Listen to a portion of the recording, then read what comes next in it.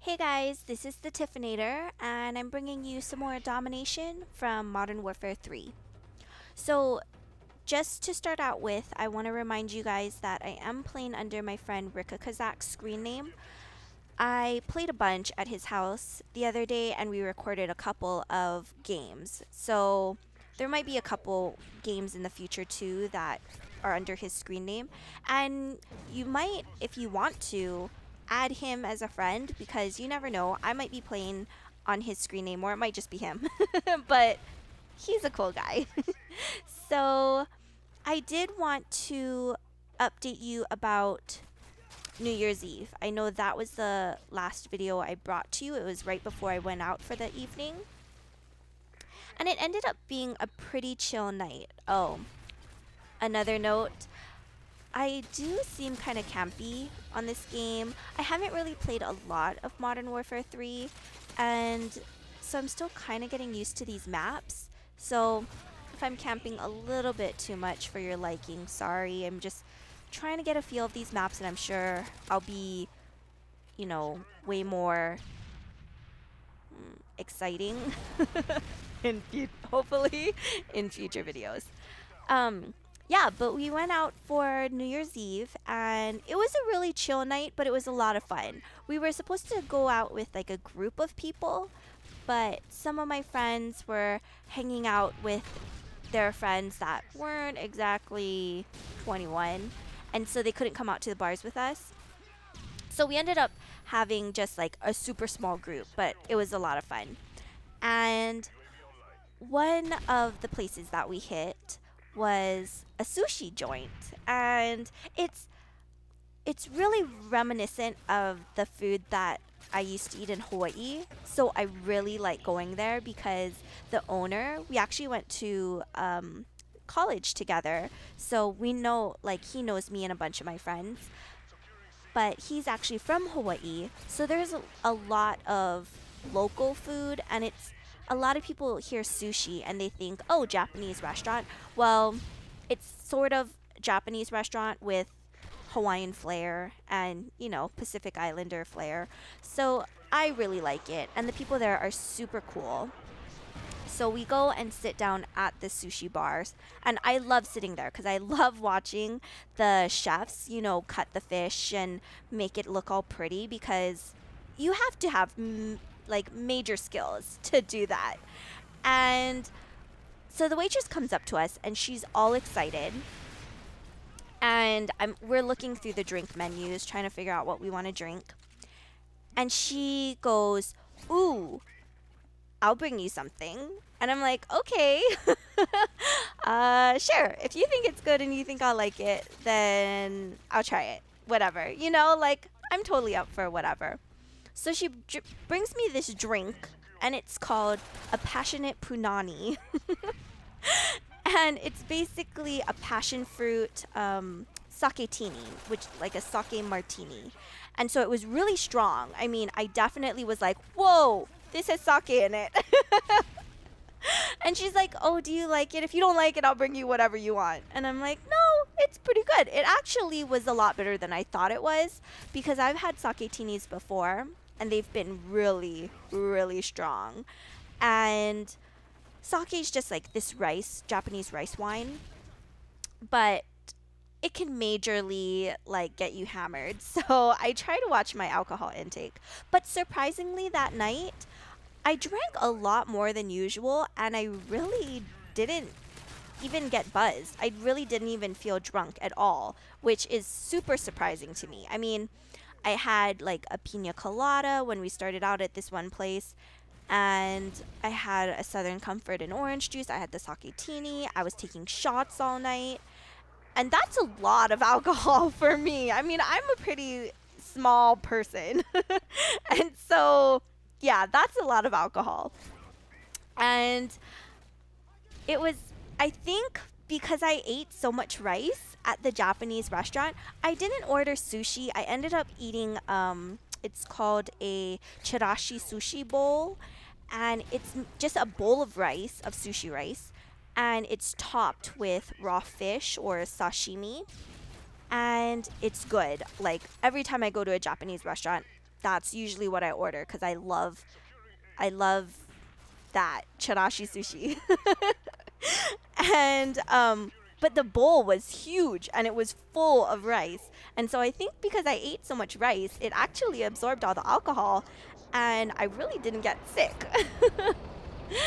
But yeah, we hung out at that restaurant for a while, and the restaurant is actually really large. I mean, the restaurant itself, that space, is not so large, but then you go through hallways and doorways, and it's still that same, establishment.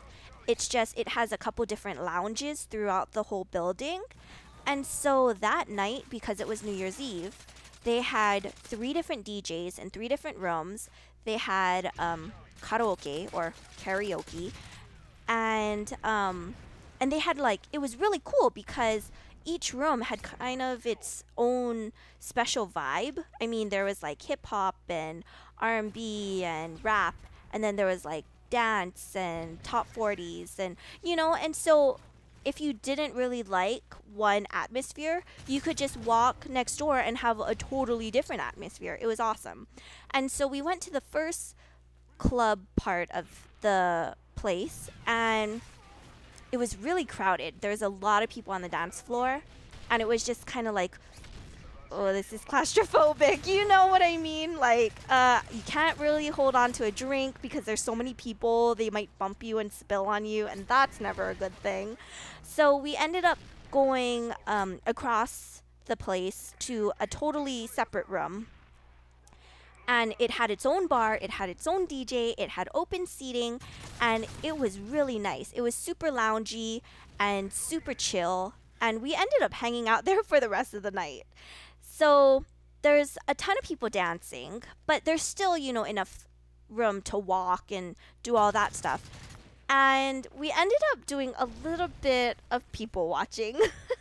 I know that sounds so creepy, but you do it too. And so it was really fun to watch, the single people and the people that were couples, and you could totally tell the difference, and you could see people hitting on each other, and sometimes it was good and sometimes it really was not good. And so I'm there with 2 guys. One's single and one's not single. And my friend, he just became single. So we're like, hey, let's, get out there and let's bring some girls over for you. And he's kind of shy and he just got out of this relationship. So he's like, not really feeling it, But we're like, come on, you're single. You're always going to be looking if you're single, why not? And so my one friend goes up and he's socializing and dancing. And it was really weird because the song I'm Sexy and I Know It came on. And so my friend starts dancing, and he's dancing in the goofiest way possible, trying to get these girls to laugh and maybe, come on over. Well, this one girl and her friend walk in, and I turn to my other friend and I'm like, she's pretty hot, right? And he's like, yeah, she's kind of my type. And before I know it, she and my other friend are in a dance-off. But my one friend is dancing to I'm Sexy and I Know It. So goofy. And she full on, if she told me she was a stripper or a go-go dancer, I totally would have believed her because she did this sexy dance thing. It was wow, the only thing you're missing is a pole. But it was really good. And I'm like, oh, I totally could not do that. I don't even know how that would happen. My body doesn't know how to dance like that. And so I give her props for that. But she only did it for 30 seconds and then went and sat down with her friend because she was kind of teasing everybody. Well, then all these guys went up to her and were like, hey, do you want to dance? Do you want to dance? Come on the dance floor with me. And she ended up hanging out. Her and her friend hung out with us for the rest of the night. And so my single friend was like, how does he do it? How does he go up and act like a total idiot and have these girls come hang out with us?